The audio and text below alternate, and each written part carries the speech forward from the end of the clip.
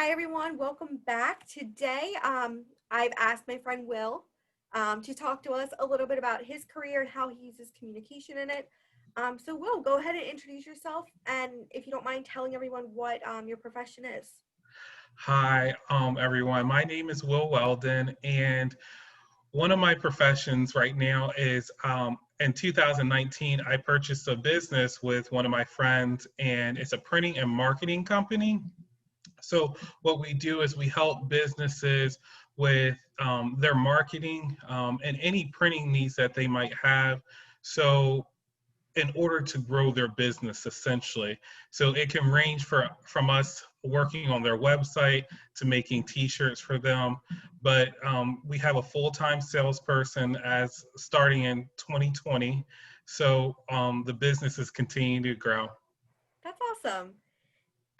Can you tell the class a little bit about what education background or trainings that you've done to help prepare you for this position? So my undergraduate degree is in finance, actually from Salisbury University. I have a specialized track in investments, actually. So actually, when I was looking to buy the business, I did an analysis, a profit loss analysis. We looked over the books and things like that. So my degree in finance has really been helpful with learning how to navigate finding funding for my business, also for managing my staff, working with vendors, things like that. And communication is a key part of what I do, whether it be with clients, whether it be with vendors, or whether it be with my staff or my business partner, banks. All of that requires a strong element of communication. Absolutely. And that kind of leads into my next question about what forms of communication do you use most often with your kind of work? So surprisingly, even though we're in a digital world, a lot of my communication is face to face. Okay. I interact with my my sales my salesperson, and we do a lot of face to face. That is still a primary way that we have to communicate. Of course, I communicate by email a lot with vendors and things like that, and customers. But a lot of people do want to have that face to face contact, and when I can't have that face to face contact, I utilize Zoom. I make telephone calls, but people value that contact, especially in a world that we don't see that a lot. Awesome. Can you tell us about a time that you had issues with communicating? It could either be with your staff or maybe a client. How did you work to kind of resolve that issue? So I find that a lot of times miscommunication happens when people have different expectations. And those expectations won't be communicated. And that is the worst thing because usually it's something that can be resolved very easily. For example, um, when I hired a salesperson, I had never had a salesperson before. Neither had my business partner. We had managed people in the past, but it was under a different arrangement where we were working for a company, the company had the expectations, and we executed those expectations for the company. But in this owning a business, it's a little bit different because you're going to have your own expectations. You're going to set different goals for the business and things like that.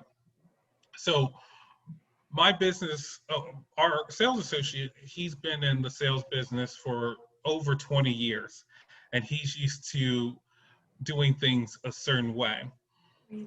which is fine. And he's very effective in what he does, but there were some different expectations that my business partner and I had for the business, especially during a pandemic.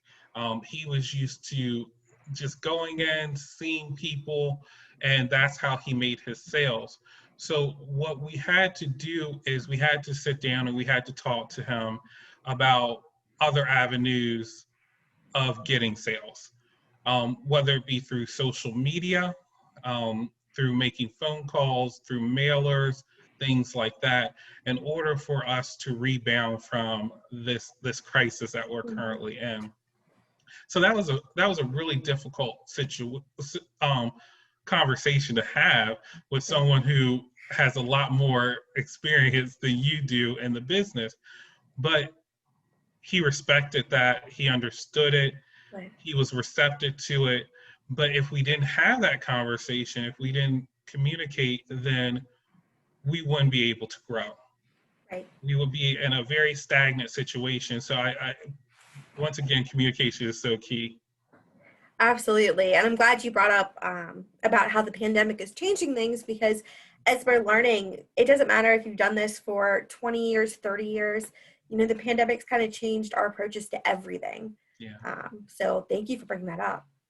All right. So my last question for you, and I should note, Will is very familiar with this course because he actually co-taught it with me in the spring for part of his master's degree independent study. So Will, what would be your one piece of advice to give students that are taking this class right now in order to best prepare for their future career? I think learning how to network, um, and communicating with professionals. Initially, it can be very intimidating, but when you do it more, you become more familiar with it, and you'll do it, and you'll find that there's people you want to communicate with, and you should learn from those people because those people make you feel valued and they make you feel special, and you want to talk to them more. And that is a resource that is so important. And then you'll find people that are very poor communicators that you do not want to imitate. So I my suggestion is learn to get a little uncomfortable. Learn to get out of your comfort zone, talk to your professors, talk to people on campus, network with people, learn about internship opportunities, go to office hours, um, work with Mrs. Cicero works in the advising center, so connect with academic advisors, and people are really receptive on campus. Meet with career services, um, and you'll see the people you want to work with, and you want to imitate their example, and that's going to make you. It's going to make you so key, and so marketable in the future because there are tons of people who can perform a job, but there's not a lot of people who can communicate effectively in their job or explain things to people in layman's terms so that they understand things. And if you have two people with the same skill set, but one can communicate effectively, they're always going to go with the one who can communicate effectively. Absolutely. Well, thank you so much, Will. I really appreciate you taking your time to do this. I know it's a really busy time of year for you, so thank you so much. More than happy to do it.